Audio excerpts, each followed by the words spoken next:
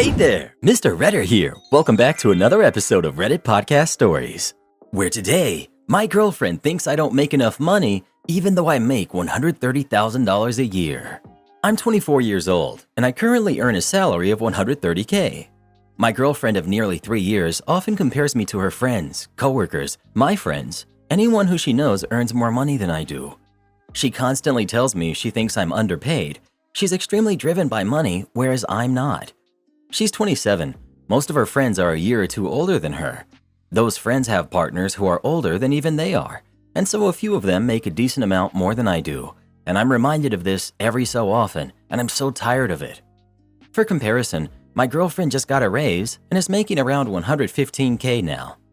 Also, for more info, I was making $70K when we started dating, so I've gotten $60,000 extra over 3 years, but it's still not enough. I'm not bragging here, but I flat out know that I'm on good money for someone my age, but it hasn't ever been about money to me. As a teenager, I was very depressed and insecure, and when I finished high school, I vowed to turn my life around and make happiness my #1 priority. And that's what I did, and that's how it remained. The problem is that happiness isn't her top priority, it's money. She just wants to be rich, and personally, I don't care enough about that to sacrifice my happiness. Her boss is about 15 years older than her, makes about $400K, and flies business class everywhere. And when my girlfriend found out about this, she said her #1 goal is to fly business class everywhere. Sure, business is nice, but I'm just not so aligned with what she wants in life, and at 3 years into this relationship, I don't know what to do about it. I'd say about 75% of the time together we're happy, usually when we're not talking about things related to money. She's constantly pressuring me to leave my job while I love my current job and have continuously gotten new opportunities internally and really don't want to leave. She makes me feel inadequate when I know that I'm doing really well for my age, and it sucks. As a person who wants to prioritize my happiness, my current job and pay should be a reason for me to be happy, and it usually is until she makes me feel unhappy about it. I guess I'm struggling to work out what to do. I feel like I can't take this for much longer, but honestly, I'm afraid of breaking up. How should I handle a situation where my partner values money more than I do to the point that it makes me so unhappy, but I'm happy with many other aspects of our relationship? I'll put this very plainly for you. Your girlfriend cares more about your salary than about your happiness. I agree, you make very good money, especially for your age, and most importantly, you're really happy at your current position. He makes like 2 times the average US salary at 24. She has an extremely limited worldview. It's called spoiled, and probably had super rich friends growing up and was jealous of all they got. You're 24 years old, you make $130K, and she's upset that you don't make more money? You gotta let her go, bro. This is gonna be a problem for years to come. Dump her. She'll never be happy and want more. It'll be $130K isn't enough now. Then you make $200K and that won't be enough. Unless you really love this girl, then Godspeed. But no, you want someone that's going to motivate you to be happy and feel like she's building a future with you and not having you do all the work. Well, what would you do in this situation? Would you break up with your girlfriend or not? Please let us know. Oh, I hope he breaks up with her. Let her find someone as shallow as she is. Am I the jerk for refusing to attend my mom's Renaissance Fair-themed birthday party? My mom recently turned 50, and my family has been experiencing some tension. I'm currently planning a wedding, and my mom has been nothing but cold and standoffish with my bride-to-be. I've addressed her behavior multiple times, and the answer is always, well, she isn't my fiancé. Well, I'm shy. Well, you picked her, not me. I finally blew up, and we had a long heart-to-heart, and she confirmed my fears that she doesn't like my fiancé much and finds her annoying and vapid. I told her if she ever acted on those feelings, she will be disinvited from the wedding. My fiancé recently had a bridal shower/bachelorette weekend at Disney, as she's a huge Disney person. Growing up, we rarely went to Disney, as my stepdad and I preferred Universal. I never knew my mom had opinions regarding Disney though, but it got back to me that she was making fun of the bridal shower, calling it things like lame and embarrassing. When I confronted her, she expressed her concerns. She felt it was self-indulgent that she was having so many pre-wedding events, and she was salty about being given a matching shirt to wear. Apparently, she didn't want to be in the bride squad. She tried to brush this off by saying Disney was childish and themes are lame. I ended up skipping my mom's birthday trip to Italy due to other commitments. To be fair, she was cool with this. I planned on taking her to dinner sometime since 50 is a big deal, but I received an invitation to a surprise party on the day of her actual birthday and decided to attend. When I got there, it was full of Renaissance fair themed, costumes, games, food, performers. It was like her own personal fair. Now, I don't think people would suspect this because she gives off cool vibes, but my mom loves Renaissance fairs. To be honest, it was an amazing party, probably one of the sickest parties I've seen, but I immediately felt upset. How the heck is a Renaissance fair less cringy, childish, or embarrassing than Disney? And why isn't it excessive that my mom had a trip abroad plus this party? I just could not stop thinking, what a hypocrite. My mom walked in and was surprised. Then she went to change, and I couldn't take it anymore. I told my aunt I was leaving and that if my mom wanted me, she could call and personally apologize to my fiancé. My aunt called me a jerk, but I left with my fiancé, and guess who never called? Now my mom is saying that I'm a jerk for missing both of her celebrations when 50 is a huge deal. Also, apparently they're mad because they feel my fiancé used the party to get Instagram likes. But what? She didn't know we would be leaving early. I'm confused. You want your mom to apologize because someone threw her a surprise theme party that she loves? Because she hated the fact she had to do something cringy with someone she's not fond of? I think you and your fiancé care way too much about her opinion. In her defense, she seems to stay to herself and not involve herself in your fiancé's life. How will you feel when she skips your wedding? You're the jerk. I don't think OP's mother is the problem, and I don't think his fiancé is the problem either. OP is the problem. He's running around starting fires and then complaining about the smoke. He wants his mother and his fiancé to be close, and they're not, and he blames his mother. The thing is, affection might or might not grow over time, but it's definitely not going to happen with OP operating at maximum drama queen level. Imagine flouncing out of your mother's surprise birthday party, demanding an apology because your mother had the audacity to like a party that was thrown with her in mind more than one where she felt coerced into things she didn't like. If OP's not careful, he's going to alienate his whole family and mess up his marriage, because I'm guessing his fiancé will eventually get tired of his drama too. Well, who do you think is the jerk? OP or his mom? Please let us know. I'm so glad that my life isn't like a reality TV show. Am I the jerk for not wanting my ex's stepdaughter around my horses? I find this entire thing to be absurd. I, 31 female, have a daughter, Bonnie, who's 13, and a son, August, who's 9, with my ex, Ralph, 32 male. Bonnie is not Ralph's biological kid, but she was with me in the very beginning when I was carrying her. The kids see him often and we get along well. He has a wife, Donna, who's 32, and a stepdaughter, Mandy, who's 13. I get along fine with Donna. Mandy is good with August, but terrible with Bonnie.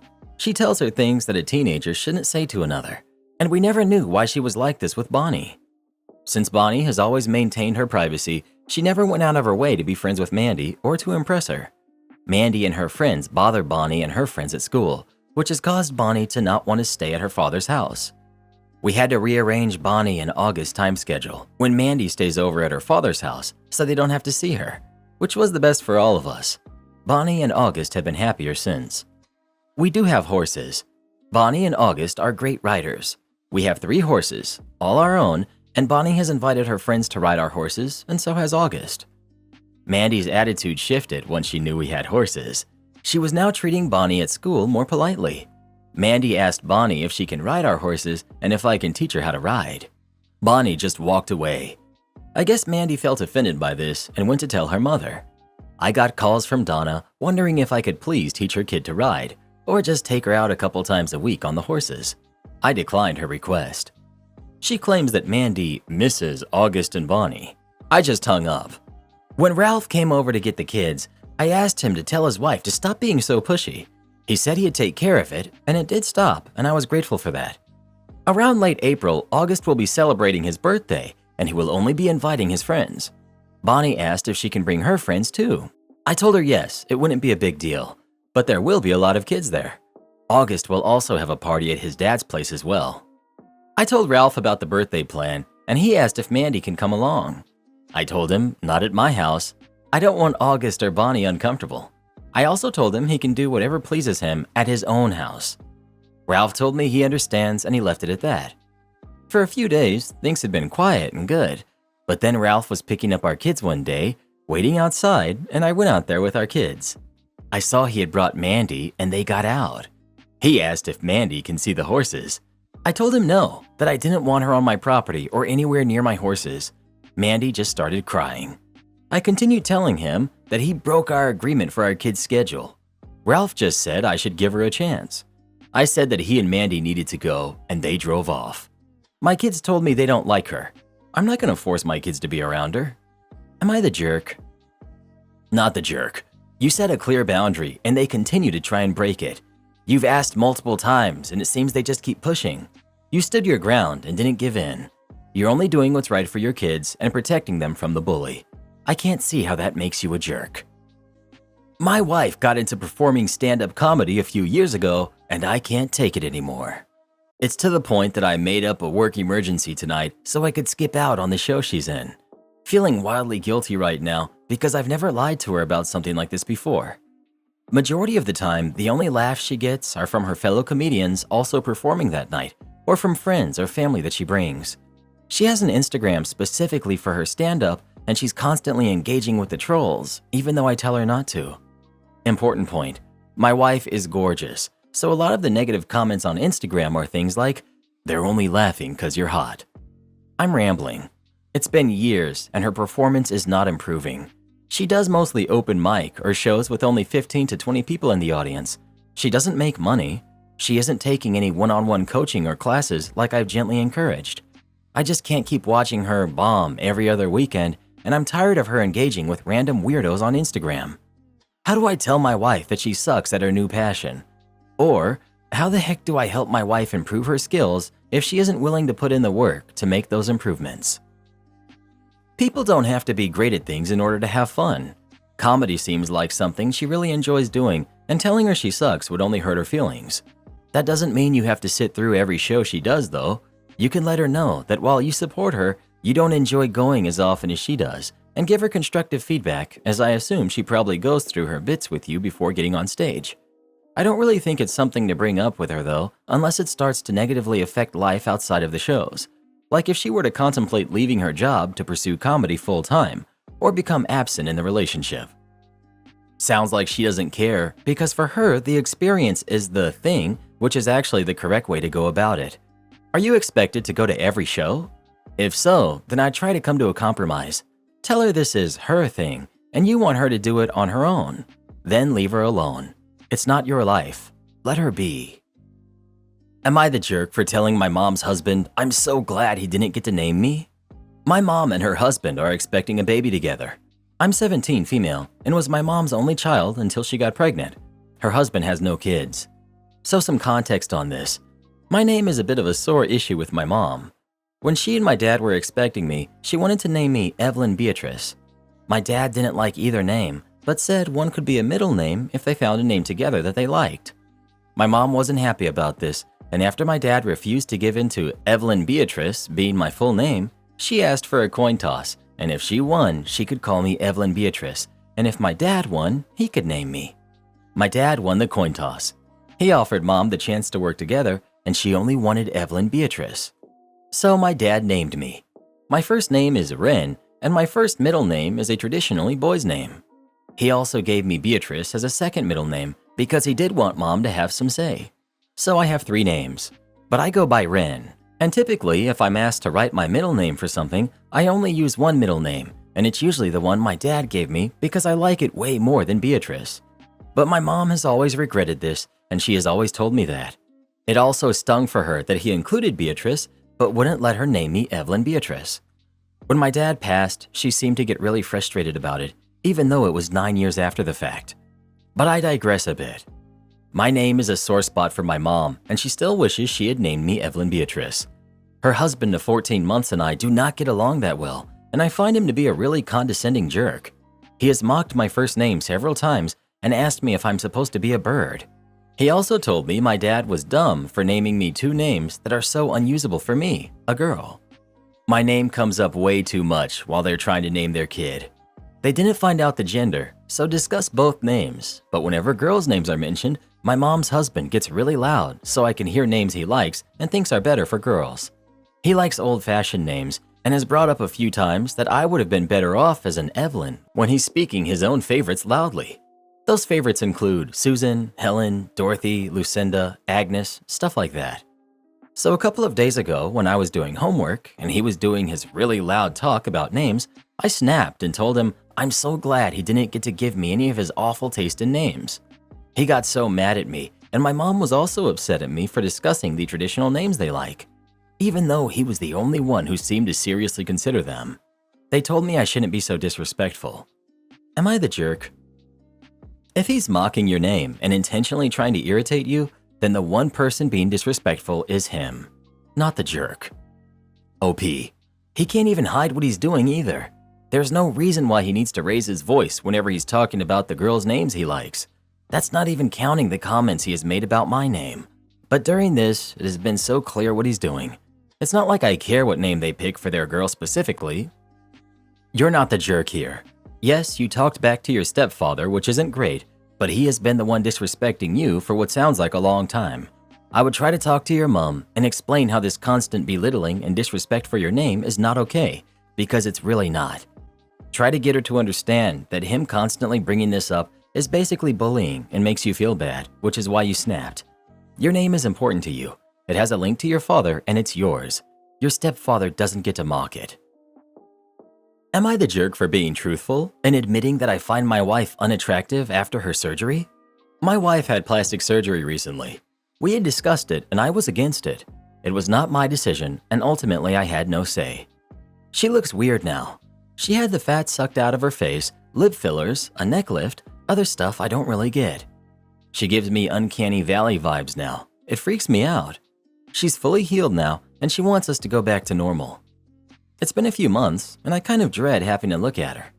Obviously, she's noticed. She's been bugging me to tell her what's up. I've tried telling her that I'm just tired from work or that I'm run down, really anything except for the truth. She broke down and asked me if I was having an affair. I said that I wasn't.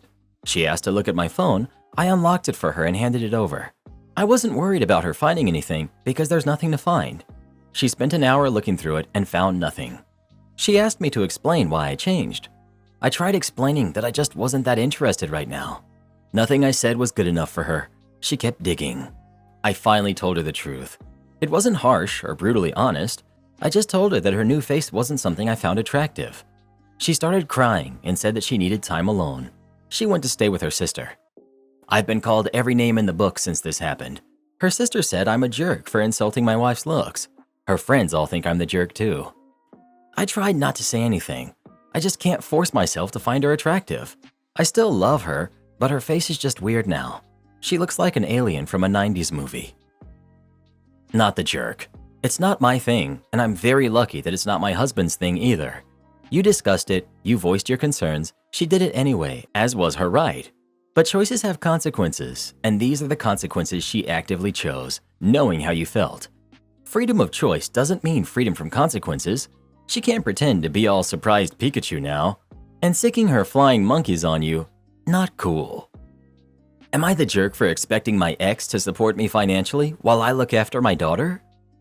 I, 35 female, have a daughter, Kelly, who's 16, with my ex-husband, Josh, who's 37. We separated when Kelly was 10. Since then, Josh got married again to Lily, who's in her 30s. Kelly mostly stays with me, but also has her own room at Josh's house, which is significantly bigger than mine. It's important to note Kelly is not really a picky eater and usually cooks for herself as she enjoys cooking and trying new things. However, she's very particular about how she wants her hot drinks done, like hot chocolate with milk only and no water or tea without any milk or sugar, as she collects different types and feels adding milk or sugar ruins it. Now, unfortunately, Kelly had to go through an operation and currently can't move by herself and needs help. Josh suggested having her stay at his house while he has more than enough room, and Lily can look after Kelly while he's at work since she's a housewife. They don't have any kids together. Kelly also agreed it would be for the best. Both me and Kelly went with the plan, as I won't be able to be with her 24/7 due to my work and lack of cover, and I won't be able to afford being off work for long as I have to pay for her operation alongside other medical bills. It was a week on Friday since Kelly was staying with Josh and Lily, and I would spend time with her in the evenings, when Kelly called me and asked me to take her home. I had asked what was wrong, and she told me Lily kept messing with her drinks or serving her drinks that she can't have, like coffee due to her meds. And when my daughter tried to raise it with her, Lily said if Kelly doesn't like it, she can make her own, knowing perfectly well my daughter is currently bedbound. I took her home, and I've told my ex that I'm expecting him to cover the medical bills and some of my expenses since Lily failed to do her job and her treatment of Kelly.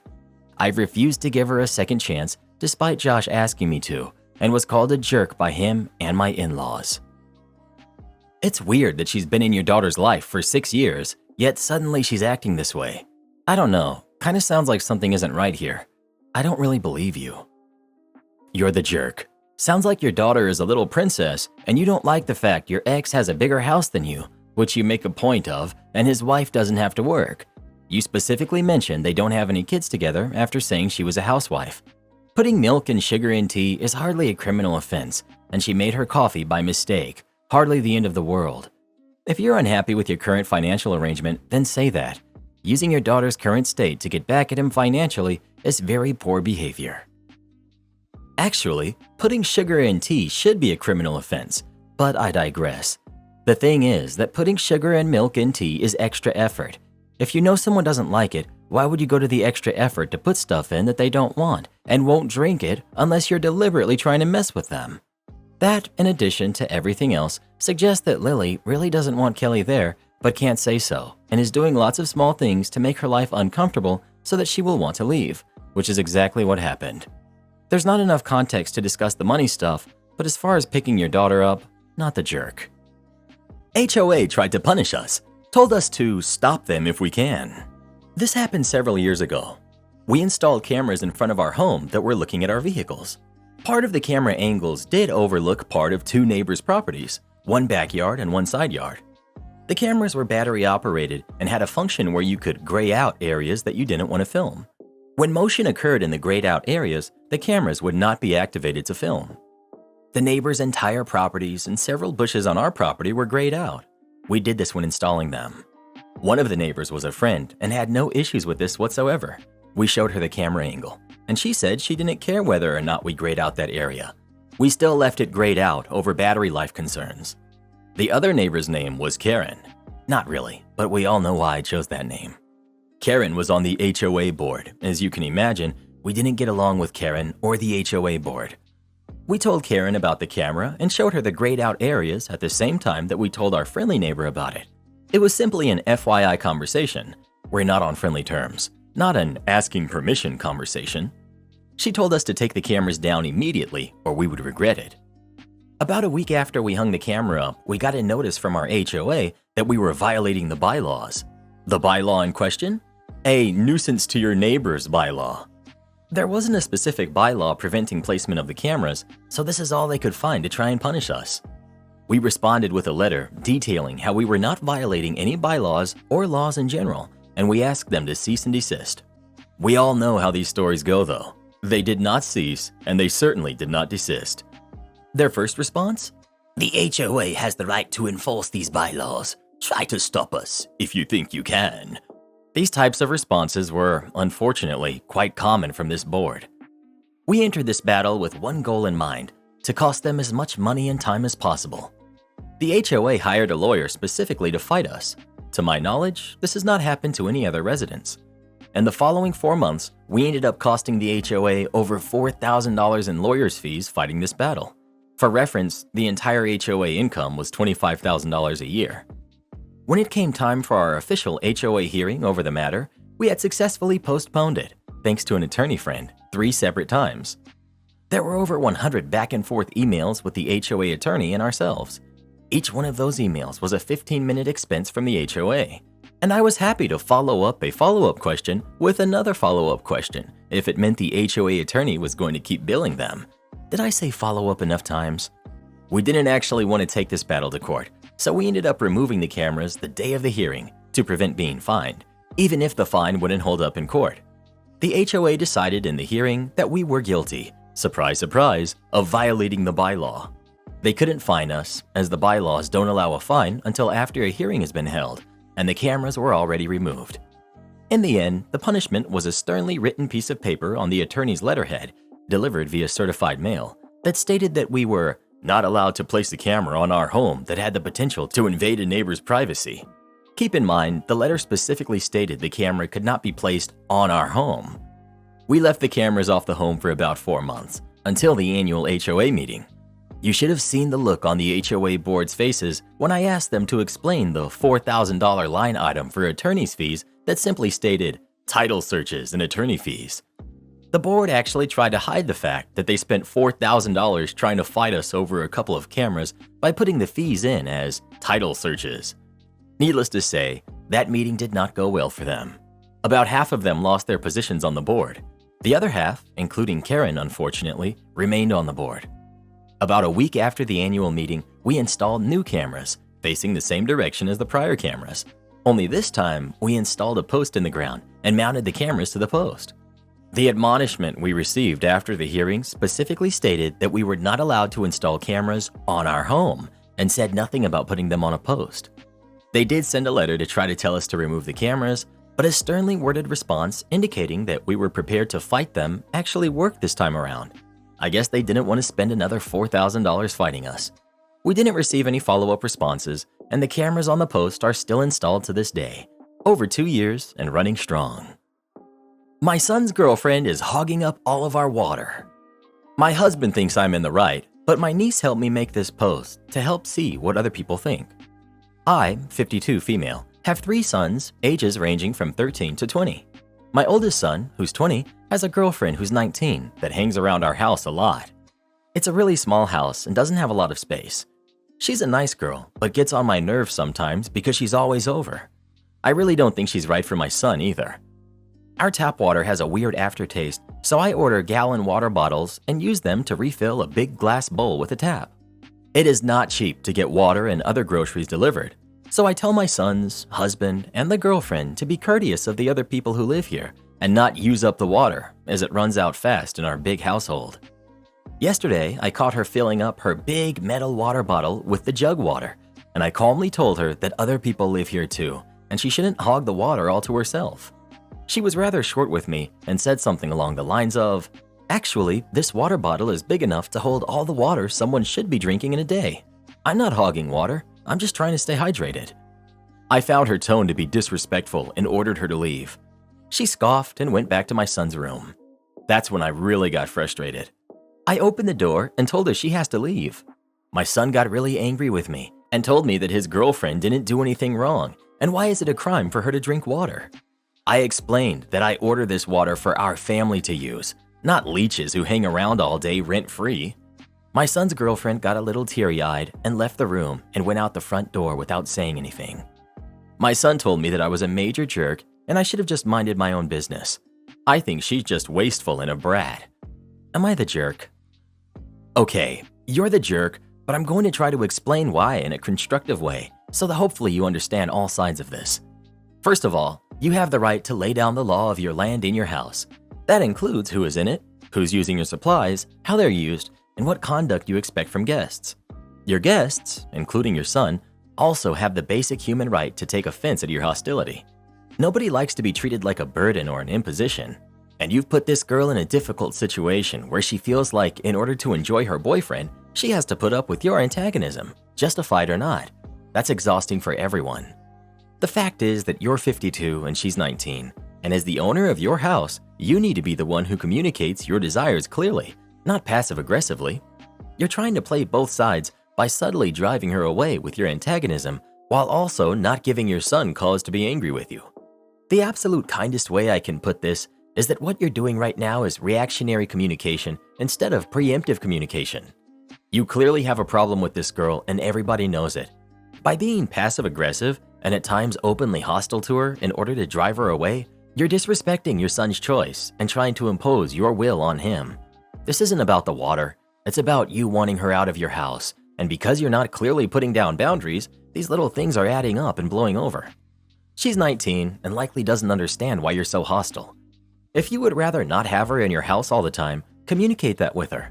Tell her it's stressing you out to have guests over all the time and that you're feeling claustrophobic. There are many direct, mature ways you can handle this situation, but it starts with you. not her. You're the one with the problem. Edit. I wanted to respond to one comment I keep seeing popping up. Which person OP should be taking her complaints to? Her son or his girlfriend? To be honest, when I reread the post, the proprietary tone OP took when speaking about him, I don't think she's right for him, suggested a couple of things to me. Her methods with communicating with her sons are outdated, and new adult boundaries need to be drawn so that they can coexist in a healthy way.